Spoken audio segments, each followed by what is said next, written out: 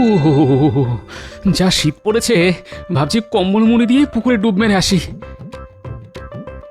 যাক, তাও কম্বল বলেছ, খাট বিছানা নিয়ে যে ডুব মারবে না তা বলনি। আচ্ছা, আমি কি মনের ইচ্ছেটাও কাউকে বলতে পারবো না? সব সময় তোমার মন যোগেই কথা বলতে হবে? না না না, আর ইচ্ছে করে না এখানে থাকতে। মনে হয় বনবাসে চলে যায়। তাহলে তো আমরাও তোমার সঙ্গে যাব। ও দিদা, তুমি যাবে তো? বলি তোদের দাদুকে নিয়ে তোরা যেখানে খুশি যা। আরে বাবা, দাদু তোমাকে ছেড়ে বনবাসে যাবে? হতেই পারে না। দাদু আসলে বলতে চেয়েছিল বনভোজনে যাবে, তাই না দাদু? কি বললি? বনভোজনে যাব? হ্যাঁ হ্যাঁ হ্যাঁ, নিশ্চয়ই যাব। তবে তোদের দিদা না গেলে আমি যাচ্ছি না। হ্যাঁ, নাতি নাতনিদের সামনে আর আদিক্ষেতা দেখাতে হবে না। হ্যাঁ, বনভোজন ব্যাপারটা কি সেটাই জানি না। বনভোজন মানে আমরা সবাই মিলে বাইরে কোথাও একটা যাব, বনে বা নদীর পাড়ে। সেখানে মাটিতে উনুন বানিয়ে আমরা সবাই মিলে রান্না করব, সেখানেই পাত পেরে খাবো, তারপর খেলাধুলো করে চলে আসব। খুব মজা হবে।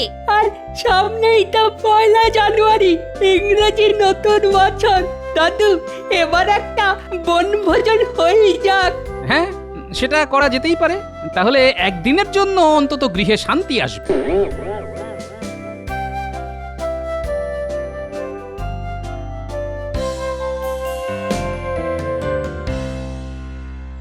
আরে পুঁটির বাবা, তা কোত্থেকে ফিরছো? এই একটা সামান্য কাজ পেয়েছি, সেখান থেকেই ফিরছি। তো রোজগারপাতি সব হচ্ছে তো? কোনো ক্রমে চলে যাচ্ছে পুরোহিত মশাই। দিনকাল যা পড়েছে, তাতে এই সামান্য রোজগারে সংসার চালানো খুব কষ্টের কাজ হয়ে দাঁড়িয়েছে। তুমি বাবা একটু সাবধানে থেকো, বলা তো যায় না বিপদ কোন দিক থেকে আসে। কেন, সেরকম কিছু চিহ্ন দেখতে পেলেন নাকি? সামনে ইংরেজি নতুন বছর, তোমার একটা বিপদ দেখতে পাচ্ছি।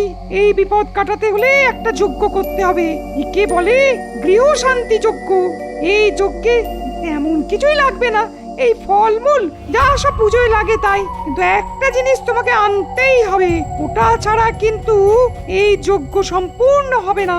কি আনতে হবে পুরুত মশাই? আমার সাধ্যের মধ্যে থাকলে নিশ্চয়ই জোগাড় করে আনবো।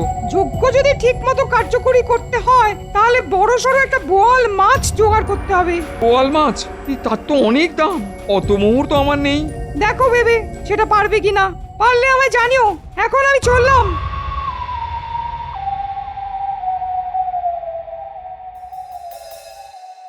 পুটির মা, সামনে ইংরেজি নতুন বছর, খুব বিপদ আসছে আমাদের, রাজপুরোহিত বললেন।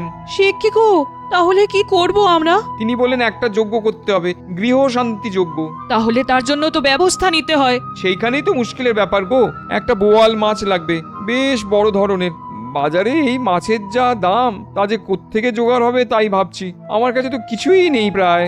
বাবা, তুমি চিন্তা করো না, আমি সারা বছর ধরে 1 আনা 2 আনা ওই খুঁটির ভেতরে রেখে দিই, তুমি সেখান থেকে নাও। না মা, তুই কষ্ট করে জমিয়ে রাখিস, সেখানে হাত দেওয়া আমার উচিত হবে না। কি আশ্চর্য বাবা, আমি জমাই তো তোমার জন্যই, যদি কখনো কাজে লাগে তাই। তাহলে বিপদের দিন এসেই গেছে। মেয়ের জমানো সঞ্চয় যখন হাত পড়েছে, তখন বলতে হবে পুরুত মশাই ঠিকই গণনা করেছেন। যা হোক, তুমি বাকি সব জিনিসপত্র নিয়ে এসো, আমি ঘরে কি আছে তা দেখছি।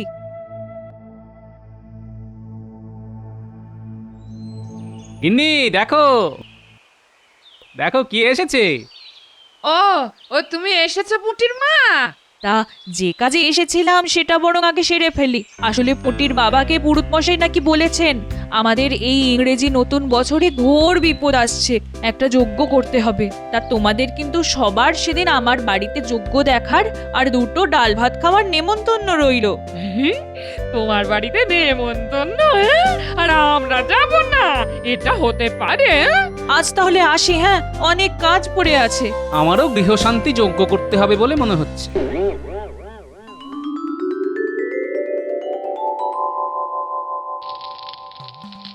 ওং গৃহং শান্তিং বোয়ালং মৎস্যং রক্ষা করেং।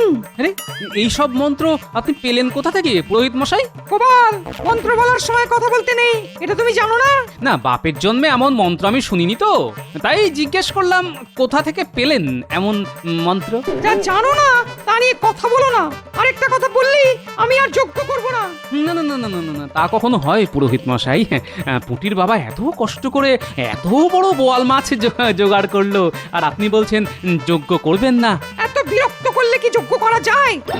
উল্টে কখনো দেখেছিস কোনো যজ্ঞে বোয়াল মাছ প্রসাদ হিসেবে দেওয়া হচ্ছে? না, আমি তো দেখিনি রে। দাদু তো জিজ্ঞেস করলো, কিন্তু পুরুত মশাইয়ের উত্তরটা যেন কেমন কেমন লাগলো। দাঁড়া না, দাদু তো এখানেই আছে।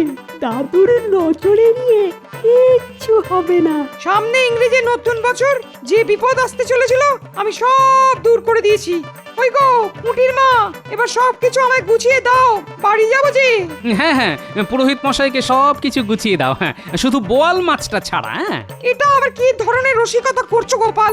না, আপনি মাছ নিয়ে কি করবেন? কেন, এই মাছ এখন ভোগের প্রসাদ হয়ে গেছে। তবে সেই প্রসাদের ভোগ আমরা কেন পাবো না? গোপাল, এই কথাটার জন্য তোমার লজ্জা পাওয়া উচিত। এই রাজ্যের কত মানুষ না খেতে পেয়ে আছে, তাদের কথা ভাববে না? যারা জীবনে মাছ খেতে পায়নি, তাদের মাছ খাওয়া থেকে তুমি বঞ্চিত করবে? ও, আপনি তাহলে গরিব মানুষদের মধ্যে এই একটা বোয়াল মাছ বিলিয়ে দেবেন, তাই তো? ঠিক ঠিক আছে, ঠিক আছে, তাহলে আমার কিছু বলার নেই।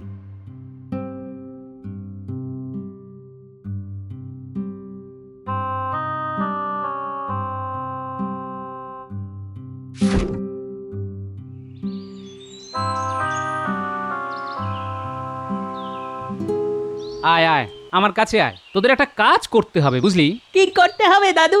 আমরা এক্ষুনি করে দিচ্ছি। পুরোহিত মশাইয়ের পিছু পিছু যা, কি করে দেখ, তারপর আমাকে জানা। জবরদস্ত একখানা বোয়াল মাছ পেয়েছি। আরে বাবা, লোককে ভয় দেখাতে হয়। পুঁটির বাবা ভয় না পেলে এত দাম দিয়ে বোয়াল মাছ আনে? মনে হচ্ছে বাড়ির দিকেই যাচ্ছে, আমরাও পিছু পিছু যাচ্ছি। কি কথা হয় ওনার বাড়িতে সব শুনে আসবো, দাদুকে বলতে হবে না? গিন্নি, ও গিন্নি, আজ একেবারে একটা মস্ত বোয়াল মাছ নিয়ে এসেছি। জমিয়ে রাঁধো তো, কতদিন বোয়াল মাছের ঝাল খাইনি, আজ খাবো। শুনলি তোরা, আমার বাবা কত খরচা করে ওই মাছ জোগাড় করেছে। পুরুত মশাই তা গরিবদের দেবে বলে এখন বোয়াল মাছের ঝাল খাবে? এক্ষুনি চল, দাদুকে সব বলতে হবে।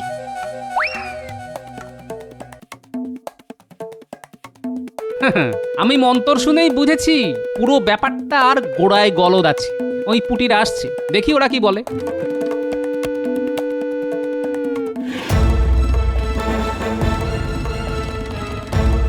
দাদু, আমরা পুরুত মশাইয়ের বাড়িতে গিয়ে সব শুনে এসেছি।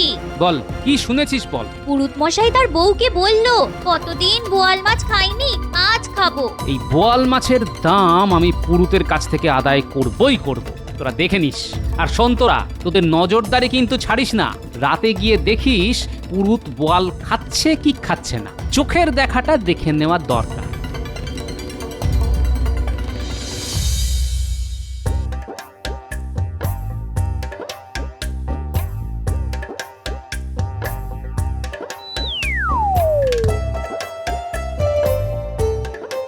আহা, যা রেঁধেছে না, মনে হচ্ছে পুঁটির বাবাকে আর দুটো বোয়াল মাছ লাগবে বললে ভালো হতো।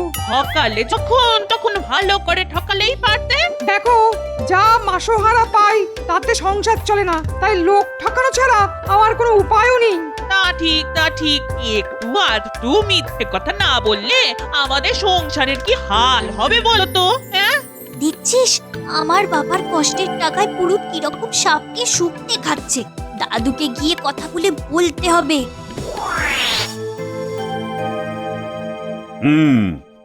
সবাই ভালো আছেন আশা করি। আগে হ্যাঁ মহারাজ, আমরা সবাই ভালো আছি। তবে বিশেষ করে ভালো আছেন আমাদের পুরোহিত মশাই। কেন গোপাল, কেন পুরুত মশাই কেন বিশেষ করে ভালো আছেন? কালকেই পুঁটির বাবার গৃহশান্তি যজ্ঞ করে একটা বোয়াল মাছ নিয়ে গেছেন। আরে কি মুশকিল মহারাজ, এই যজ্ঞে বোয়াল মাছ লাগে, তাই পুটির বাবার কাছ থেকে একটা বোয়াল মাছ নিয়েছিলাম ভোগের প্রসাদের জন্য। গোপাল প্রথম দিন থেকেই এই ব্যাপারটা নিয়ে আমাকে উপহাস করে যাচ্ছে। না না না না না না না, উপহাস করতে যাব কেন পুরোহিত মশাই? আমি শুধু জানতে চেয়েছিলাম ওই বোয়াল মাছ উৎসর্গ করতে হয় তা কোন শাস্ত্রে লেখা আছে। গোপাল এমন একটা ভাব করছে যেন আমাদের প্রাচীন শাস্ত্রের সব কটি বইও পড়ে ফেলেছে। মূর্খের মুখে শাস্ত্র চর্চার কথা শুনতে আমি রাজি নই। ঠিক আছে, ঠিক আছে, গোপালের সঙ্গে তর্ক করার দরকার নেই। আমাকে বলুন তো বোয়াল মাছ কোন যজ্ঞে লাগে আর এই কথা আপনি কোথায় পড়েছেন? মহারাজ, বৃহৎ মৎস্য পুরাণে বোয়াল খণ্ডে এই কথা লেখা আছে, কিন্তু মাছ যত বড় হবে কাজ হবে বেশি। পুটির বাবা যদি দুটো বোয়াল মাছ দিত তবে আজ থেকেই কাজ শুরু হয়ে যেত। ও না, আচ্ছা আচ্ছা, যদি কেউ তিমি বা হাঙর উৎসর্গ করত তবে কেমন হতো পুরোহিত মশাই? গোপাল, তাহলে কাজ হতো আগে আর যজ্ঞ হতো পরে। ঠিক আছে মহারাজ, ঠিক আছে, পুরোহিত মশাইকে নিয়ে চিন্তা পরে করা যাবে। কিন্তু ওই সামনেই সাহেবদের নতুন বছর এসে গেল, সাহেবদের মতো চলুন না আমরা একটু আনন্দ করে আসি। আনন্দ? সাহেবদের মতো?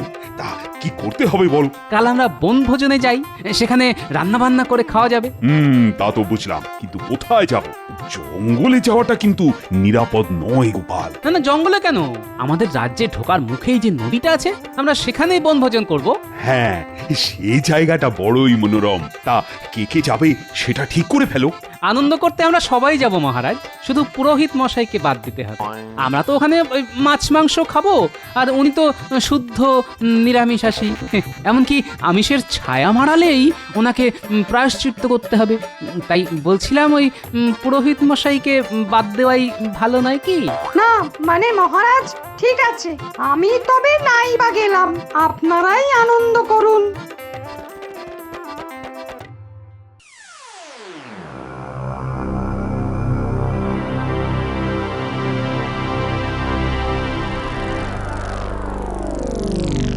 ও এই ব্যাপার, এই সামান্য কাজটা করতে পারবো না? ঠিক করে দেব, দেখো দাদু। মন দিয়ে সব শুনে নিয়েছিস তো? হ্যাঁ হ্যাঁ, আমরা এক্ষুনি কাজে বসে যাচ্ছি। আমরা রাজসভার সবাই কিন্তু খুব সকালে বেরিয়ে পড়ব। তোরা দুপুরের মধ্যে ওখানে পৌঁছে দেখে নিবি আমরা কোথায়, বুঝলি? আর গিন্নি, তুমি বেশ থালা ভরা লুচি আর পায়েস বানাও তো। কাল পুটির হাত দিয়ে এগুলি পুরুতের বাড়িতে পাঠাতে হবে। কিরে পুটি, দিয়ে আসতে পারবি না? এটা কোনো কাজ দাদু? পুরুত মশাইকে খাবার পৌঁছেই আমি চলে যাব তোমাদের ওখানে। কাল নতুন বছরের আমার খেলাটা শুধু দেখ এবার। অপূর্ব অপূর্ব জায়গায় আমাদের নিয়ে এসেছো গোপাল। আমি তো জানতামই না আমাদের রাজ্যে এত সুন্দর একটা স্থান আছে। বছরের নতুন দিনে নতুন স্থানে আসতে পেরে আহা, কি যে ভালো লাগছে আমার। রান্না চাপানো হয়ে গেছে, আগে আমরা সকালের খাবারটা খেয়ে নিই, তারপর গল্প গুজব হবে না হয়। আজ্ঞে মহারাজ, গোপাল ঠিক কথাই বলেছে, বড্ড খিদে পেয়ে গেছে। আরে আমি কি কাউকে খেতে বারণ করেছি নাকি? আমরা তো এখানে খেতেই এসেছি, কি বলো গোপাল? খাওয়ার কথা বলে আমাকে আর খোঁটা দেবেন না মহারাজ। আসলে কি জানেন তো, ওই খাবার দেখলেই না আমার ওই চরচর করে খিদে পেয়ে যায়। কি করি বলুন তো মহারাজ? আরে যতদিন পারো খেয়ে যাও। আমার বাপ ঠাকুরদাকে দেখেছি আস্ত আস্ত কচি পাঁঠা খাঞ্চারে করে খেয়ে ফেলতে। এখন আর সেরকম খানেওয়ালা লোক দেখাই যায় না। কি বলছেন মহারাজ? গোপালকে দেখেও বলছেন সেরকম খানেওয়ালা আজকাল আর দেখা যায় না? ওর থালা টপকানোর ক্ষমতা বেড়ালেরও নেই।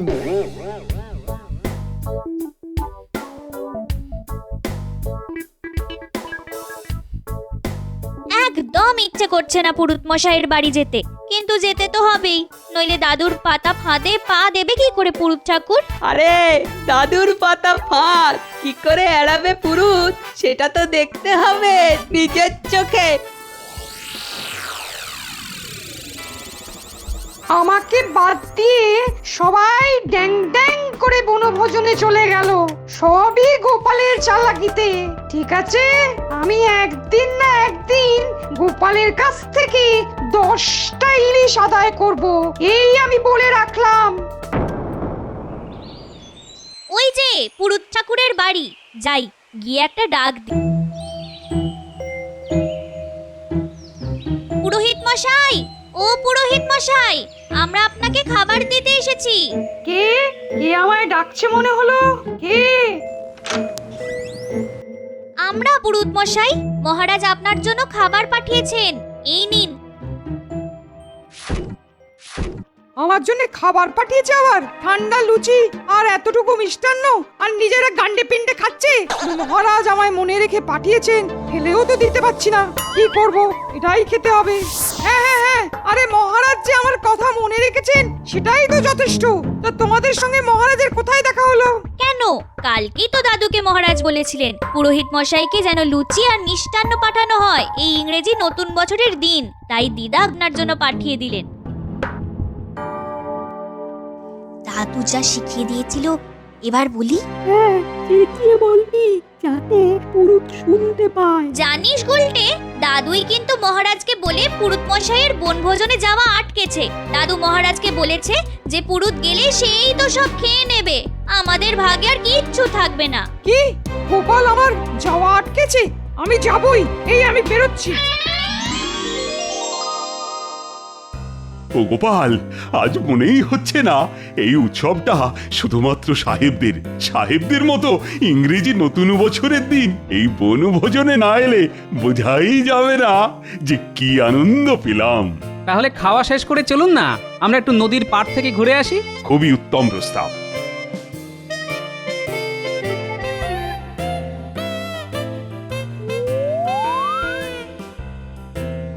তা খাওয়া শেষ, এবার চলো আমরা নদীর পাড় থেকে ঘুরে আসি।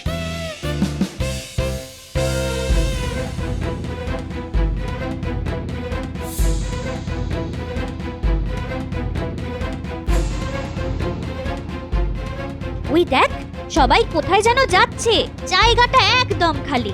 এবার আমরা ওখানে গিয়ে কাজ করতে পারি।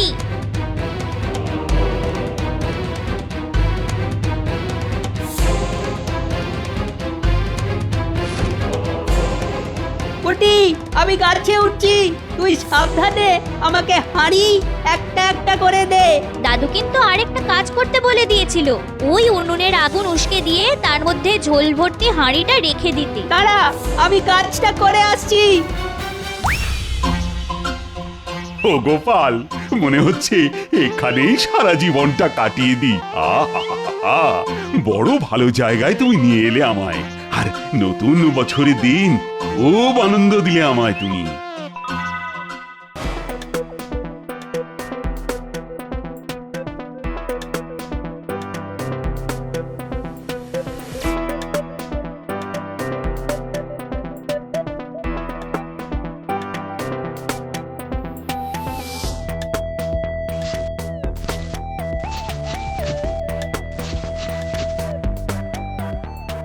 নেমে আয় গুলটে, এক্ষুনি হয়তো পুরুত মশাই এখানে এসে যাবে, আমাদের দেখে নিলে কেলেঙ্কারি।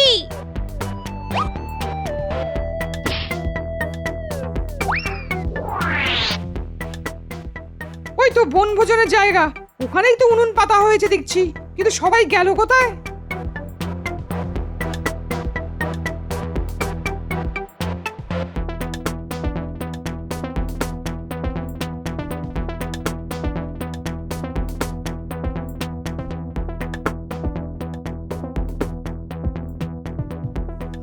এবার দেখ পুরুত কি করে, গাছে ঝোলানো হাড়িগুলোর দিকে তাকাবেই। ওই দেখ কেমন করে তাকাচ্ছে। আচ্ছা, আমি যাতে না খেতে পারি তার জন্য হাড়িগুলো সব গাছে লুকিয়ে রেখেছে। আচ্ছা, আমিও দেখছি কি করা যায়। একটা একটা লাঠি লাগবে।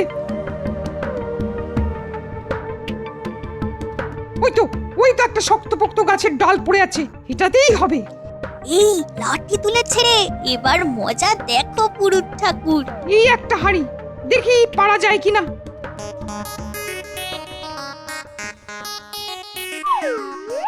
এই রে, হাড়িটা তো ভেঙেই গেল। আরে গায়ে রং করছে যে, এ বাবা, সারা গায়ে রং লেগে গেল। ঠিক আছে, পাশের হাড়িটাতে নিশ্চয়ই কিছু পাবো।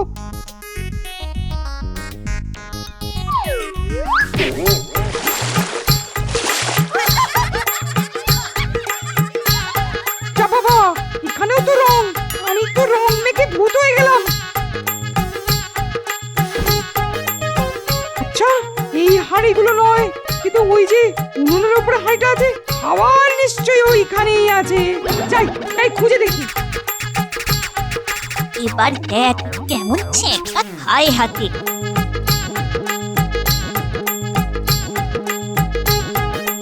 আগে হাতটা ঢোকাই, তারপর দেখি খাওয়ার জিনিস কিছু আছে কিনা। ওরে বাপ রে বাপ, কি গরম, আমার হাতটা একদম পুড়ে গেল যে উফ, ওরে বাবারে, উফ। কি ইনি কে? এখানে রং মেখে কি করছেন?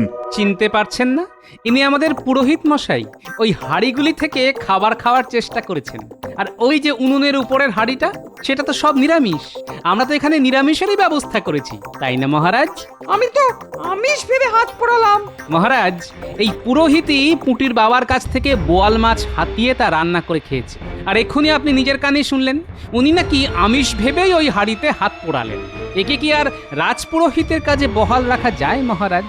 মহারাজ আমায় ক্ষমা করে দিন, জিভের লোভ বড় লোভ, আমি সেই লোভে পড়ে গেছিলাম। চাকরি চলে গেলে আমি না খেতে পেয়ে মরবো। ঠিক আছে মহারাজ, আমাদের শাস্ত্রে তো প্রায়শ্চিত্ত করার প্রথা আছে।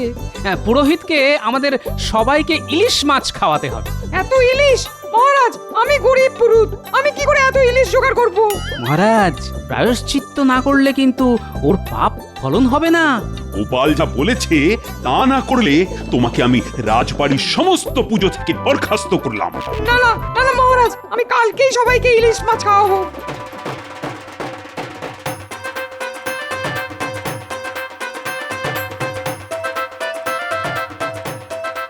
এই রুতমশাই, মাছগুলো আবার কারো গৃহশান্তির যজ্ঞের জন্য হাতিয়ে আনুনি তো? না না মহারাজ, আজকের ইলিশ আমি উৎসর্গ করলাম গোপালের গৃহ শান্তির জন্যে।